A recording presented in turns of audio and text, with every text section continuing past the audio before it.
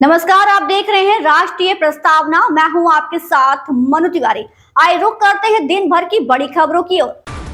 प्रधानमंत्री नरेंद्र मोदी ने दिल्ली के हैदराबाद हाउस में पैराग्वे के राष्ट्रपति सैंटियागो पेना पालासियोस के साथ द्विपक्षीय बैठक के दौरान प्रधानमंत्री मोदी ने कहा, आपकी यात्रा बहुत ही ऐतिहासिक है। दूसरी बार पैराग्वे के किसी राष्ट्रपति की भारत यात्रा हो रही है। मुझे खुशी है कि आपके साथ ताकतवर प्रतिनिधिमंडल आया है। आप केवल दिल्ली ही नहीं बल्कि मुंबई भी जा रहे हैं। मेरा विश्वास है कि आपसी सहयोग से हम साझी समृद्धि मार्ग प्रशस्त करेंगे। प्रधानमंत्री ने कहा, हमारे पास आर्थिक सहयोग सहित डिजिटल प्रौद्योगिकी, महत्वपूर्ण खनिज, ऊर्जा, कृषि, स्वास्थ्य, रक्षा, रेलवे और अंतरिक्ष जैसे क्षेत्रों में सहयोग के नए अवसर हैं।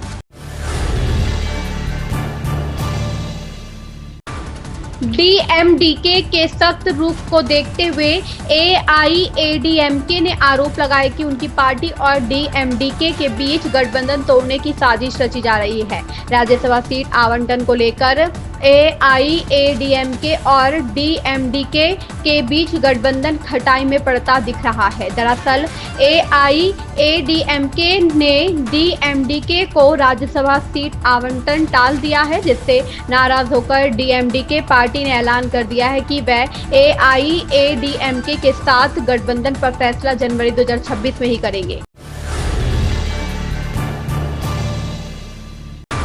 शाह ने रविवार को पश्चिम बंगाल के कोलकाता में केंद्रीय फॉरेंसिक विज्ञान प्रयोगशाला के नए भवन का उद्घाटन किया। उन्होंने कहा कि प्रधानमंत्री नरेंद्र मोदी के नेतृत्व में सरकार सुरक्षित, पारदर्शी और सबूत आधारित आपराधिक न्याय प्रणाली के निर्माण में लगी है। केंद्रीय गृह मंत्री अमित शाह ने कहा कि मोदी सरकार हर बड़े राज्य में राष्ट्रीय फॉरेंसिक विज्ञान विश्वविद्यालय और हर जिले में मोबाइल फॉरेंसिक वैन बनाने की दिशा में काम कर रही है।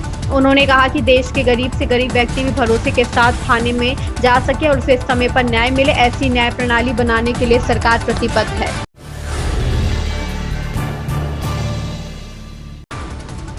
पूर्वोत्तर भारत में बाढ़ से भारी तबाही हुई है। 4 लाख से अधिक लोग प्रभावित हैं। मानसून की पहली बारिश में सड़क रेल मार्ग बाधित हो गया है। दक्षिण पश्चिम मानसून पूर्वोत्तर के राज्यों में पहुंच गया है। इसके प्रभाव से इन राज्यों में मूसलाधार बारिश हो रही है। मानसून की इस पहली बरसात में ही पूर्वोत्तर के राज्यों में हाहाकार मचा है। ब्रह्मपुत्र और बराक समेत 10 नदियां खतरे के निशान से ऊपर बह रही है।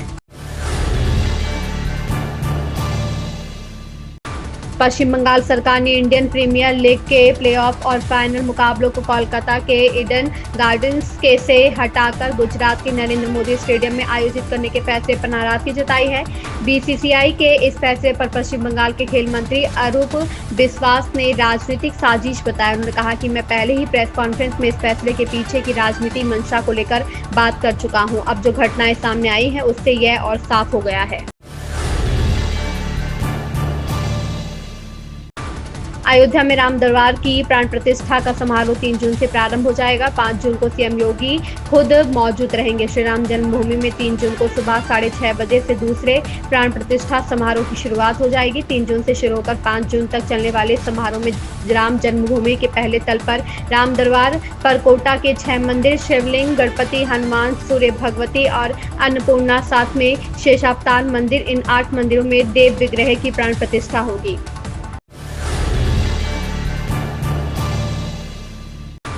चंद्रशेखर आजाद ने रविवार को लखनऊ में हुए कार्यक्रम में आकाश आनंद पर टिप्पणी की थी। बसपा सुप्रीमो मायावती ने इस पर पलटवार किया है। बहुजन समाज पार्टी के राष्ट्रीय अध्यक्ष एवं पूर्व मुख्यमंत्री मायावती ने आजाद समाज पार्टी के अध्यक्ष चंद्रशेखर आजाद द्वारा आकाश आनंद को लेकर कथित तंज पर पलटवार करते हुए कहा कि बसपा को कमजोर करने वाले संगठन और दल बरसाती मेंढक की तरह है। जो विधायक, सांसद या मंत्री क्यों न बन जाए, इनसे समाज का कुछ भला होने वाला नहीं है। लखनऊ पहुंचे कांग्रेस सांसद प्रमोद तिवारी ने सरकार को निशाने पर लिया। उन्होंने कहा कि भाजपा ऑपरेशन सिंदूर का राजनीतिकरण कर रही है, यह गलत है। राजधानी लखनऊ में सोमवार को कांग्रेस सांसद प्रमोद तिवारी ने सरकार को घेरा। उन्होंने सेना द्वारा पाकिस्तान पर किए गए ऑपरेशन सिंदूर पर कहा कि भाजपा सेना का अपमान करना बंद करे। वह बेशर्मी से ऑपरेशन सिंदूर का राजनीतिकरण कर रही है। हम सेना के सामने नतमस्तक हैं, लेकिन भाजपा इसका श्रेय ले रही है, यह गलत है।